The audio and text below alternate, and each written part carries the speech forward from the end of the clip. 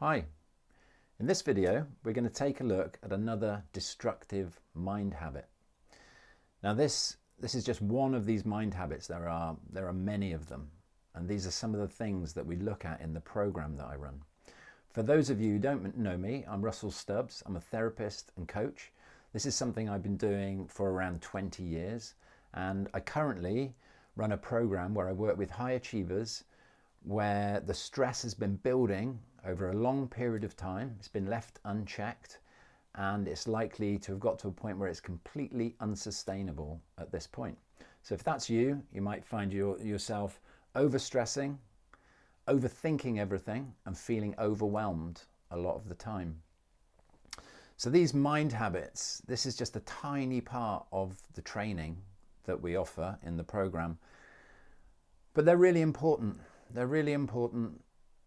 They're common human habits, but when we've been stressed over a long period of time and we've basically been in survival mode, or our system has remained in a low level stress response or fight or flight response over a long period of time.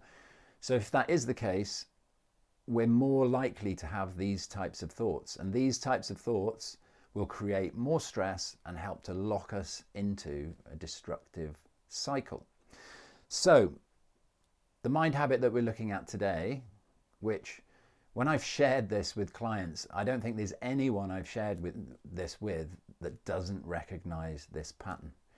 So this one I call what if thoughts. What if thoughts? The types of thoughts that we have moment by moment, and as I said, when we're stressed, we're more likely to have more of these types of thoughts. So we might be thinking about a situation in the future or an imagined situation, and we start to have those what if thoughts. What if this happens? What if it turns out that way?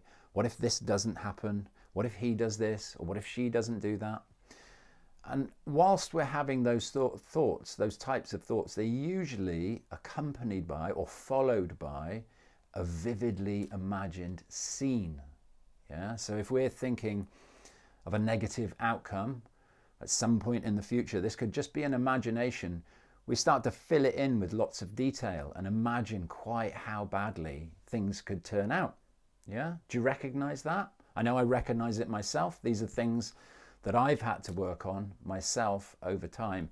And what I found of working with hundreds and hundreds of high achievers over the years, where I've taught a lot of this information to these people, and what we find is when we start to focus on these smaller things and become aware of them and start to change these patterns in the moment, we can have a powerful influence over the amount of stress that we're causing moment by moment.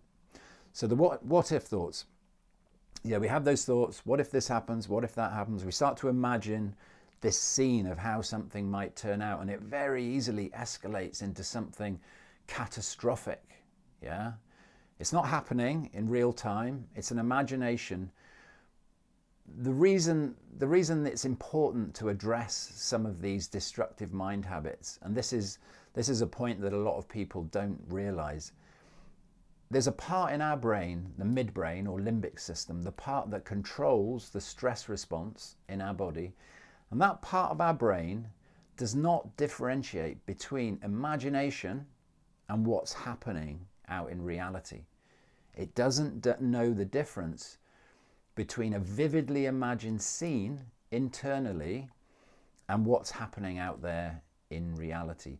So each time we're having one of these what if thoughts, and then we start to have a scary movie, and it's almost like we write the script, we act in the movie, we edit the movie, we produce the movie, and then we sit down in the theatre and watch the movie.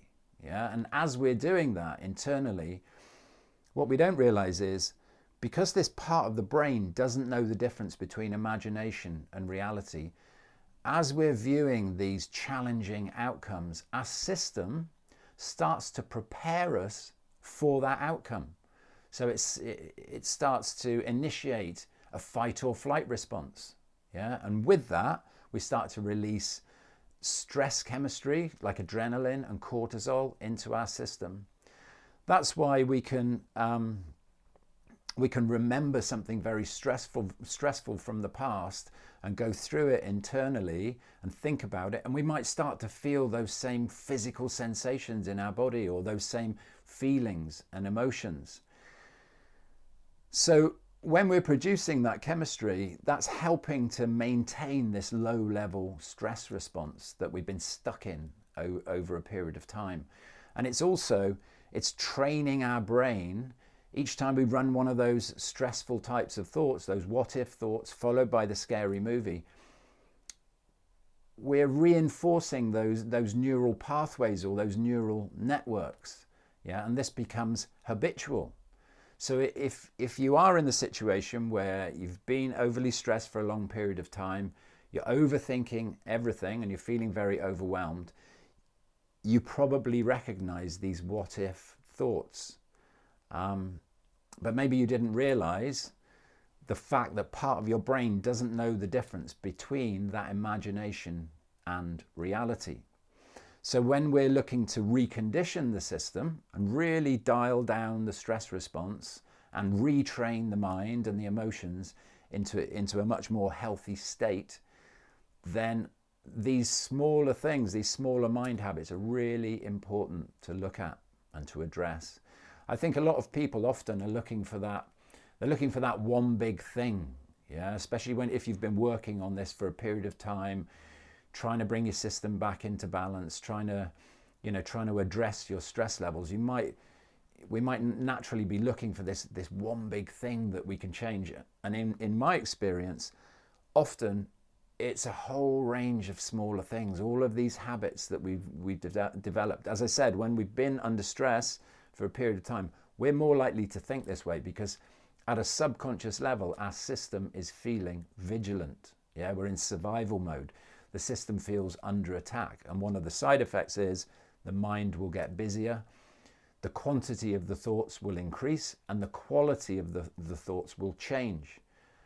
And that will have an impact on the way that we think. And a good example of that is these what if thoughts. So if you are taking part in the program with me, we'll address these in Module 2 and Module 3. But if you're not, and you do recognize this style of thinking, the first stage of changing all of these mind habits is always awareness. Yeah, that's why I'm sharing this information with you on this video today, to hopefully give you some awareness of these patterns. So maybe over the next day or two, just recognize how often those types of thoughts are coming up, those what if thoughts. And when you do recognize them coming up, rather than going through that usual process of filling in all the details and creating that scary movie, maybe just stop and pause for a moment, yeah, and take a breath and engage with your surroundings, activate your senses, look around, listen, and just try and really bring yourself back into this present moment. Hopefully you found that information interesting or helpful in some way. If you did, I'd just like you to know that this is a very small part of a much bigger picture. So if you find yourself overstressing, overthinking, and feeling overwhelmed, I'm going to leave a link to this video here where I describe the achiever's trap. And this is the number one thing that I see keeping people stuck.